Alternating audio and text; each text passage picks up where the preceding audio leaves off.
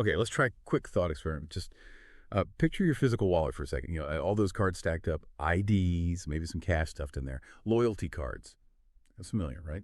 Kind of a mess sometimes, but familiar. Now imagine that, but digital. And not just digital, like really smart. A system on your phone that doesn't just hold your stuff, but actually works for you.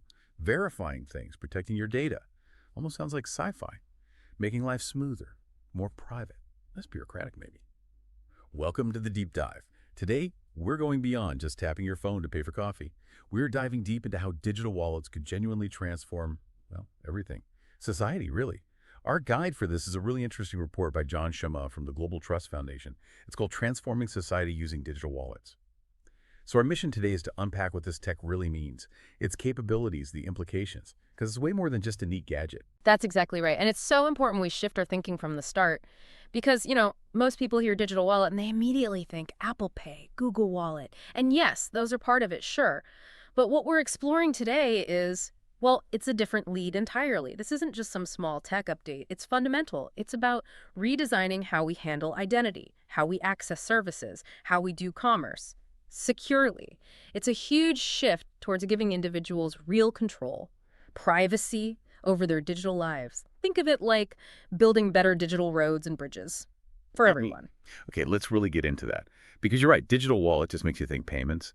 But the report pushes back on that hard. It's like it asks, remember that physical wallet? And so imagine that, plus a whole lot more. It's not just virtual plastic. It's a new toolkit for living online. Precisely. That's the core idea. So a digital wallet is basically a secure container. It lives on your phone, your device, and it doesn't just hold payment cards. Think bigger. It's a secure vault for all kinds of credentials, things that prove who you are or what you're entitled to, your driver's license, maybe your passport details, proof you're over 18, a university degree, even things like prescriptions or benefit eligibility. It's about having all those verified pieces of information in one place, secure, accessible, under your control. Okay, and this is where it starts to sound really different, revolutionary even, for just everyday stuff.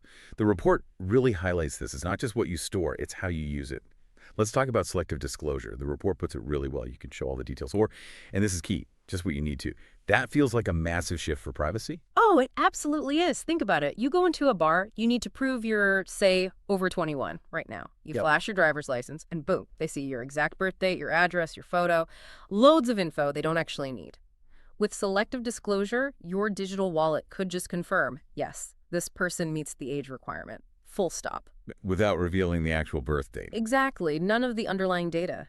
And what's really insightful, as the report suggests, is how this flips the power dynamic. Instead of trusting institutions to hold and maybe misuse data they collect on you, you control the tap. You decide what gets shared moment by moment. That's huge for trust.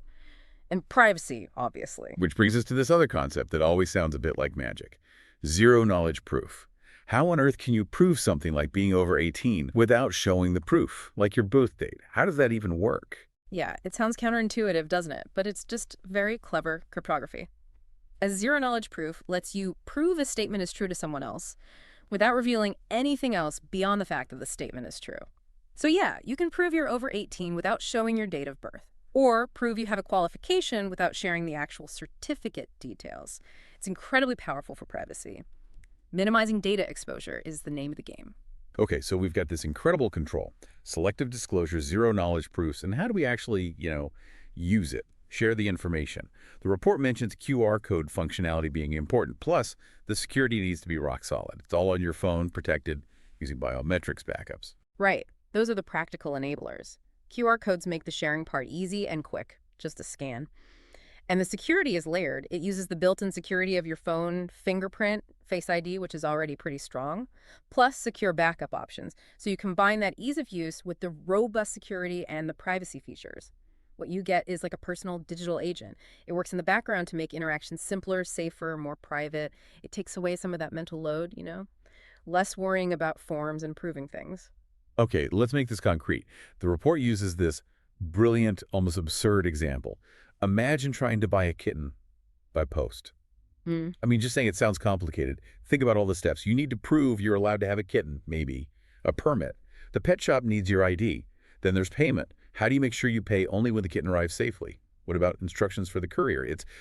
Yeah, it's a multi-party mess in the real world. Trust issues everywhere. It's the perfect example because it highlights all those dependencies and trust points, doing that physically. Nightmare.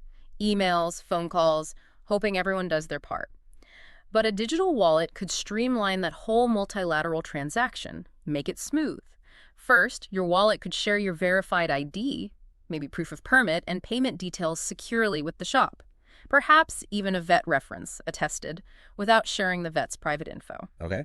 Then, the really clever bit, conditional payment.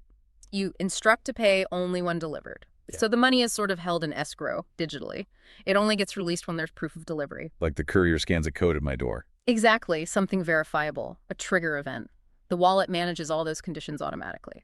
Trust is built into the process. Wow, that level of automation. Right. Conditional trust. Hmm. It's Yeah. impressive. But does that complexity get passed on to the user?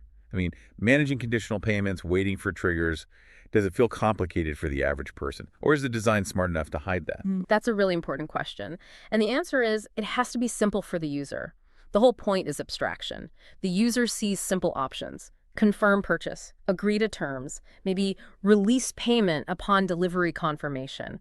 All the underlying tech, the smart contracts, the credential verification that's handled by the wallet software, it should feel easier and safer, not harder. Yeah. You're not micromanaging the conditions, you're just agreeing to the transaction rules and the tech enforces them. Right. So if it can handle that, buying a kitten by post, Mhm. think about the normal stuff. Applying for a loan, maybe. Instead of sending bank statements, maybe just a verified proof this person meets the income criteria. Exactly. Or renting an apartment. No more photocopying piles of documents. Just share verified proof of income, maybe landlord references, or signing up for a new online service. Your wallet could just fill in and verify your details instantly. No more repetitive forms. It just removes so much friction, makes things genuinely, as the report says, easier, faster, safer. Now, with all this power, you might think all digital wallets are the same. But the report draws a really important line. It says there are basically two main types, two flavors serving different needs. Yeah, this distinction is key to understanding how it'll likely roll out.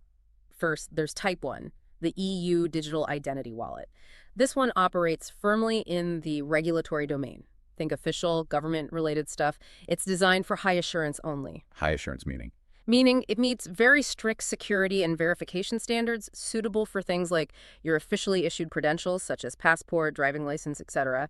Its foundation is the big EU regulation, eIDAS 2.0, specifically Regulation 24-1183. This is about government-backed, legally recognized digital ID across the EU. Okay, so that's the official top-tier identity wallet. What's the other type then? The second is Type U2, the open model. This one lives in the contractual domain. It's more about agreements between parties, like businesses and customers, so you get a lot more BC flexibility. The level of assurance here isn't mandated by law in the same way. It's dependent on pre-agreed terms and conditions. Basically, the rules of the game that the interacting parties set up. This model is really interesting for enabling complex workflows in business, commerce, social interactions. Wherever that high-level government assurance isn't strictly needed, but you still want secure, verifiable exchange. That makes sense. One for official ID, one for everything else, sort of. But what if, say, a business needs a higher level of trust for one of those open model interactions? Can they ask for it? Oh, absolutely. That's the beauty of the dependent on pre-agreed terms. A business using the open model framework can still require a high assurance credential for a specific transaction. So, for example, signing a high-value contract might require you to present proof of identity derived from your official EU wallet, but you'd share it through the flexible mechanism of the open model wallet you're using for that interaction. So they can work together. Exactly. They're designed to be interoperable. It's not one or the other. It's an ecosystem offering different levels of trust and flexibility depending on the context. Okay, so we've seen the power for individuals, the convenience. But this is bigger than just us, isn't it? Especially in Europe, this seems tied into a much larger vision for a digital single market. It's strategic. Very much so. The eIDAS 2.0 regulation for the EU wallet doesn't just float on its own. It works hand in glove with things like the Digital Services Act. You mentioned earlier how tricky things can be across borders digitally right now. That's precisely the problem they're tackling. Imagine trying to use your professional qualifications from one EU country to get a job in another, or accessing online public services when you move. It can be a nightmare of paperwork and non-recognition. Right. bureaucracy. Exactly. So the Digital Services Act aims to create, and I'm quoting loosely here, a common set of rules across the single market. Hmm. The goal is to open up new opportunities to provide digital services across borders, but also ensure a high level of protection to all users no matter where they live in the EU. Hmm. So the wallet provides the trusted identity layer, and the DSA provides the framework for safer, more seamless cross-border digital services. It's about building a truly unified digital Europe, more competitive, easier to navigate for everyone. And it's not just individuals who benefit, right? The report specifically mentions businesses too. AML and KYC credentials could be drivers for organizational digital wallets. That's a huge potential efficiency gain. Think about anti-money laundering, AML, and know your customer, KYC checks. They are incredibly time-consuming and costly for businesses right now. Verifying other businesses, onboarding clients. Imagine a corporate digital wallet. A business could instantly, securely prove its legal status, its directors, its compliance credentials to another business or a bank. Wow, yeah. It would slash the time and cost for things like due diligence, opening accounts, setting up partnerships. It's about bringing that same efficiency and trust to business interactions, digitizing corporate identity. And the timeline for the EU wallet is pretty soon. The report mentions 2026. That's the target, yes. Yeah. Introduced by 2026 and freely available to everyone. Freely available, okay? And interestingly, how it gets delivered can vary. It could be public and/or private sectors depending on member state. So some flexibility there. And the overall promise, the report sums it up as easier, faster, safer, and more efficient. It kind of implicitly contrasts with, well, how things often are now. It mentions the U.S. Department of Motor Vehicles as an example of, let's just say, room for improvement. Yes. That comparison highlights the potential. It's not just about shaving off a few minutes here and there. It's about fundamentally reducing friction. That reduction allows for new things, new services, new kinds of interactions that just aren't practical today because they're too complex or risky. So yes, to wrap up this part, the core promise really is that digital wallets will make life more efficient and easier, not just for individuals, but for businesses, for governments, for the whole economy.